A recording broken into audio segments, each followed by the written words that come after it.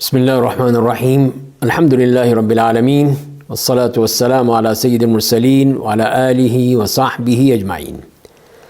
آج ہم نداء ربانی میں 25ویں ندا کی بات کریں گے، جس میں ارشاد باری تعالی ہے بعد اعوذ باللہ من الشیطان الرجیم یا ایہا الذین آمنوا کونوا قوامین بالقسط شہداء للہ ولو علی انفسکم او الوالدین والاقربین ان یکن غنیا او فقیرا فاللہ اولی بہما فلا تتبعوا الہوى ان تعدلوا وان تلووا او تعرضوا فان اللہ کان بما تعملون خبیرا۔ سورہ نساء کی آیت نمبر 135۔ تو یہاں پہ بھی ارشاد باری تعالیٰ ہے کہ اے وہ لوگو جو ایمان لائے ہو، تم ہو جاؤ عدل کے ساتھ اس کو عمل کرتے ہوئے اللہ کے لیے گواہی دینے کے لیے، چاہے وہ اس کا انجام تمہارے کے خلاف ہی کیوں نہ ہو، یا والدین یا رشتہ داروں کا معاملہ ہو، کوئی مالدار ہو یا فقیر ہو، اس کی وجہ سے تمہیں اس میں کوئی معارضہ نہیں ہونا چاہیے، تمہیں کوئی بار نہیں ہونا چاہیے کہ اس میں تم گواہی پوری طرح ادا کرو۔ اور اللہ تعالیٰ زیادہ مستحق ہے کہ جو صحیح بات ہے وہ کہی جائے، اور اپنی خواہشات نفس کی پیروی کرتے ہوئے یہ نہ کرو کہ عادل کرنا چھوڑ دو اور خواہشات کی پیروی کرو، اور اگر تم اس کو توڑ مروڑ کر دو یا اس سے اعراض کرو تو اللہ تعالیٰ جو ہے وہ تمہارے عمل کو اچھی طرح جانتا ہے۔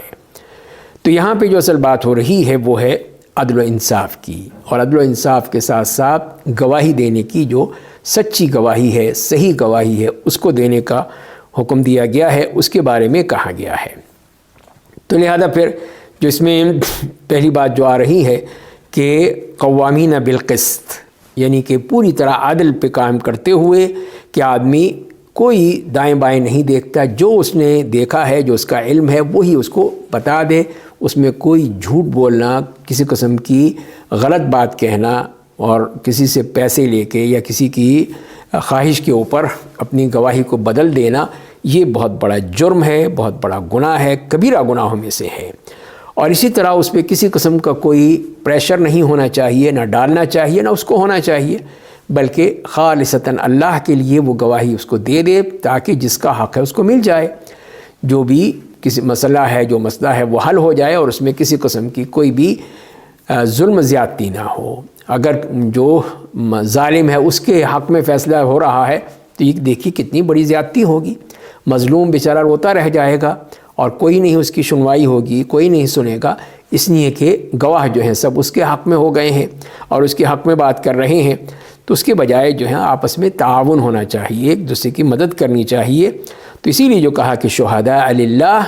جیسے فرمایا وَأَقِیمُوا الشَّهَادَةَ لِلَّهِ، یہ گواہی جو ہے اللہ کے لیے قائم کرو، اللہ کے لیے پیش کرو،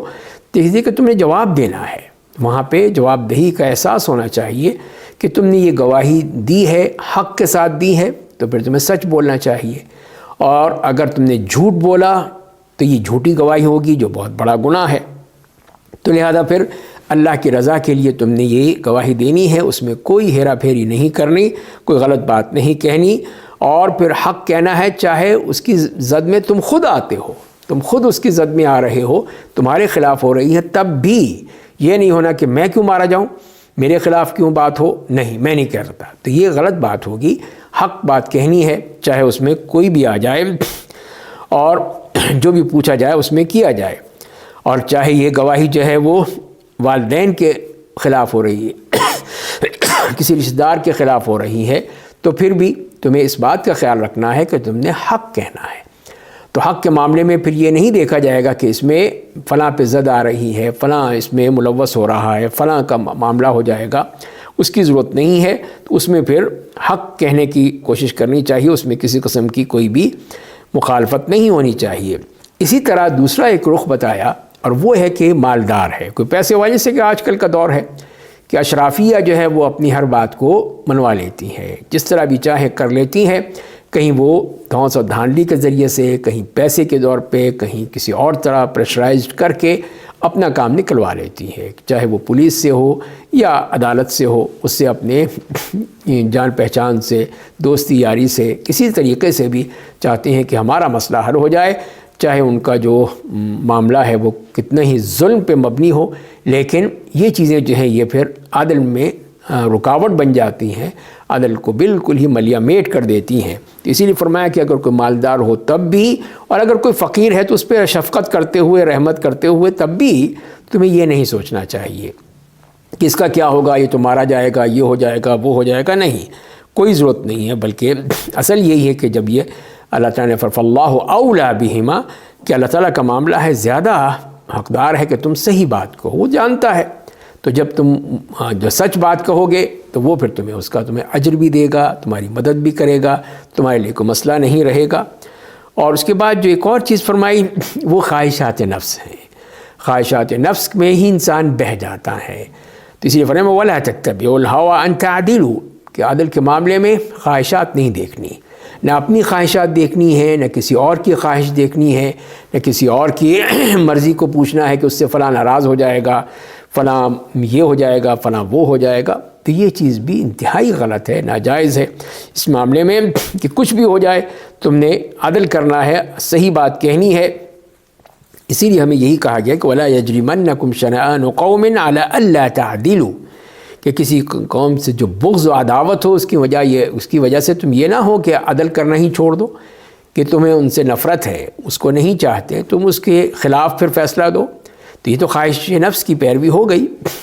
کہ آپ کو وہ شخص پسند نہیں ہے، تو اسی لیے پھر آپ نے اس کے خلاف فیصلہ دے دیا، جبکہ وہ اس کے خلاف فیصلہ نہیں ہو سکتا تھا۔ تو یہیں سے پھر وہ عدل اور انصاف ختم ہو گیا، اور یہی حکم دیا کہ اعدلوا هو اقرب للتقوی، عدل کرو، یہی تقوی سے قریب تر ہے، یہی تقوی ہے کہ انسان عدل کرے۔ تو عادل حکمران، عادل جج یا قاضی، اس کا بہت بڑا مقام دیا ہے اللہ تعالیٰ نے اس کو، جو اس میں رکھا ہے ایسے حکمران کے لیے جو عدل و انصاف پر مبنی ہو، عدل و انصاف پر کام کرے، کہ وہ ان 7 خوش نصیبوں میں سے ہوگا جو عرش الہی کے سائے میں ہوں گے قیامت کے دن۔ اسی میں فرمایا کہ الامام العادل، کہ عدل کرنے والا حکمران اس کے لیے ہے۔ اور پھر ان لوگوں کے لیے بھی یہ کہا کہ المقسطون علی منابر من نور، کہ اس قسم کے عدل و انصاف کرنے والے جو ہیں وہ قیامت کے دن نور کے ممبروں پر ہوں گے،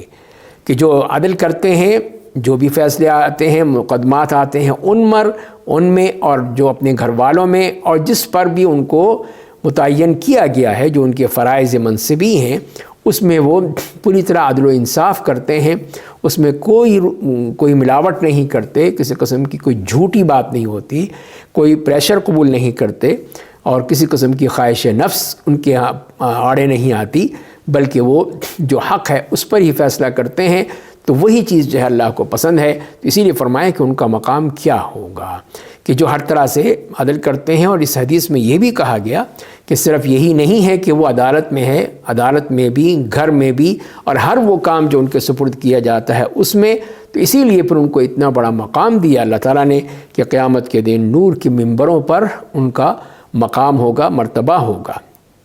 اور اسی طرح پھر ایک اور حدیث میں ایسے ہی لوگوں کے لیے، ایسے جو قاضی ہیں، ججز ہیں، ان کے بارے میں فرمایا ہے کہ ایک تو وہ شخص ہے کہ جس نے حق کو پہچان لیا کہ حق کیا ہے اس کیس میں، اس مقدمے میں، اور اس کے مطابق حق جو پہچانا ہے اس کے مطابق ہی اس نے فیصلہ کیا ہے، اور جو بھی اس کا حق تھا اس کو دے دیا ہے۔ تو فرمایا کہ یہی جنتی ہے۔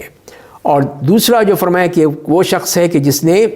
حق تو جان لیا، پہچان لیا کہ یہ حق ہے اور فلاں کا اس کو ملنا چاہیے، لیکن فیصلہ اس کے برخلاف دیا،